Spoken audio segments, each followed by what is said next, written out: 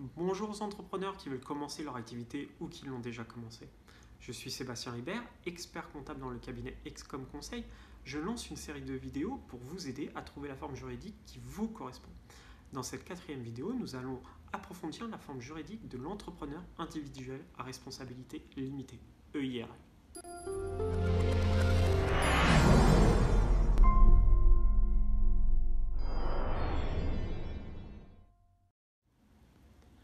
L'EIRL s'adresse à tous les entrepreneurs qui exercent une activité commerciale, artisanale, libérale ou agricole, et quel que soit son chiffre d'affaires.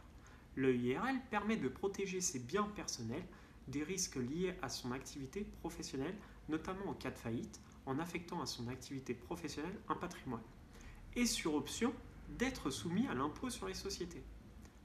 Les auto-entrepreneurs peuvent recourir à l'EIRL au même titre que tout entrepreneur individuel.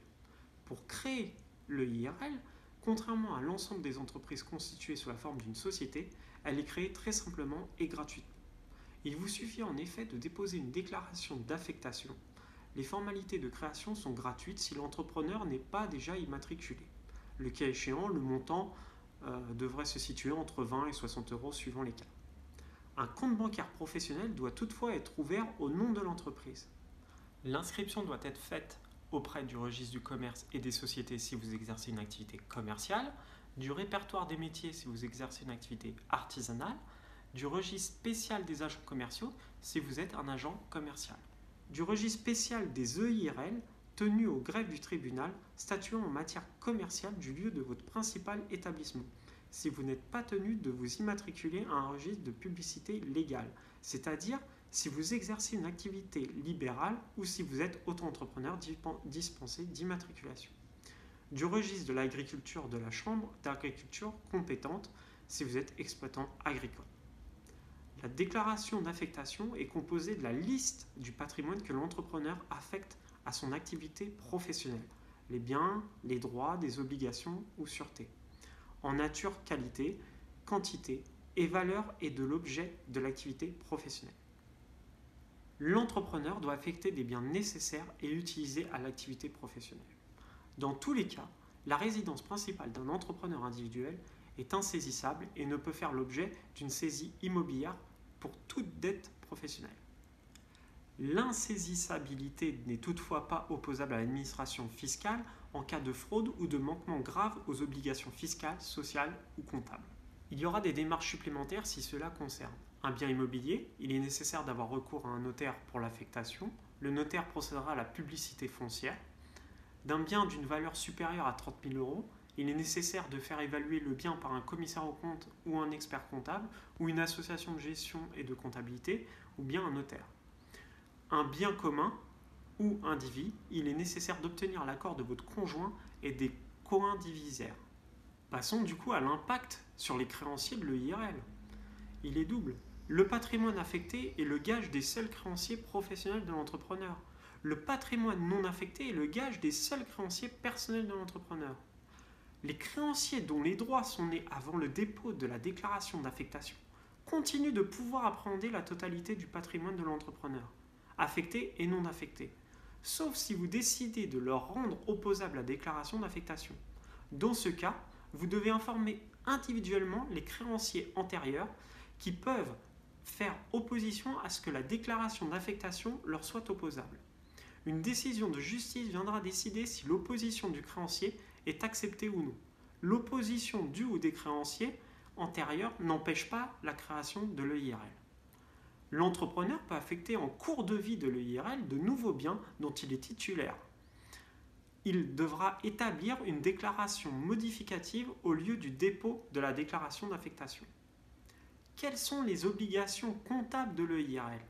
L'EIRL tient par défaut une comptabilité plus complète relative au régime du réel de l'impôt sur le revenu.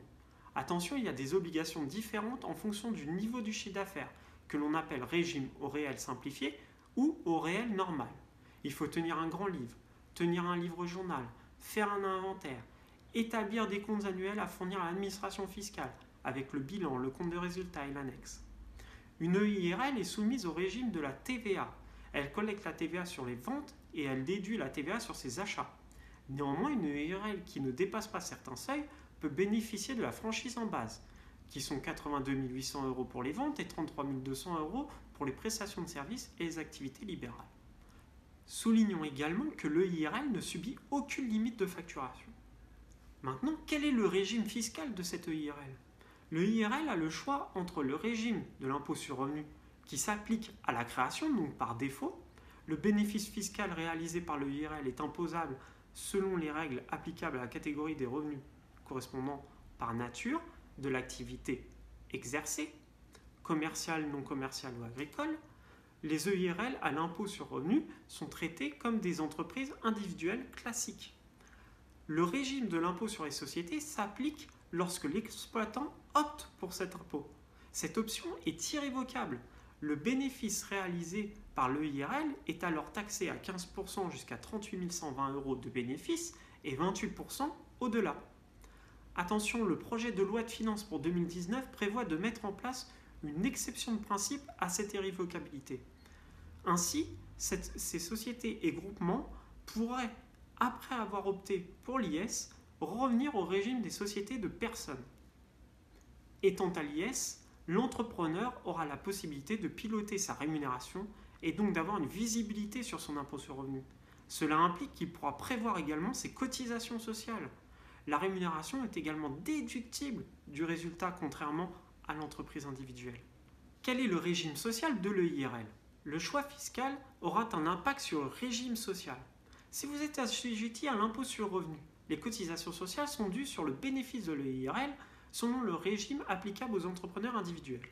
Si vous avez opté pour l'impôt sur les sociétés, les cotisations sociales sont dues sur votre rémunération et les bénéfices que vous distribuez sont soumis à cotisations sociales pour leur part qui dépasse 10% de la valeur du patrimoine affecté ou 10% si le bénéfice de ce dernier montant est supérieur. Les bénéfices que vous laissez dans l'entreprise ne sont pas soumis à cotisations sociales. Passons au bilan de l'EIRL. Concernant les avantages, il y a la création qui est simple et rapide. L'entrepreneur est engagé avec une responsabilité restreinte. Il y a une option à l'IS qui est possible et donc par conséquent, on peut optimiser ses revenus grâce à l'IS. Les inconvénients de l'EIRL. Le compte bancaire professionnel qui va engendrer des frais. Pas la possibilité d'accueillir un nouvel associé. Pas de réduction d'impôt avec l'apport en EIRL. Crédibilité limitée auprès de certains partenaires. Les dividendes sont soumis aux cotisations sociales. J'espère que cette 4e vidéo vous aura plu. Vous retrouverez tous les liens nécessaires dans la description de la vidéo. N'hésitez pas à cliquer sur le pouce bleu et à vous abonner afin d'être automatiquement averti lors de la prochaine vidéo. Au revoir.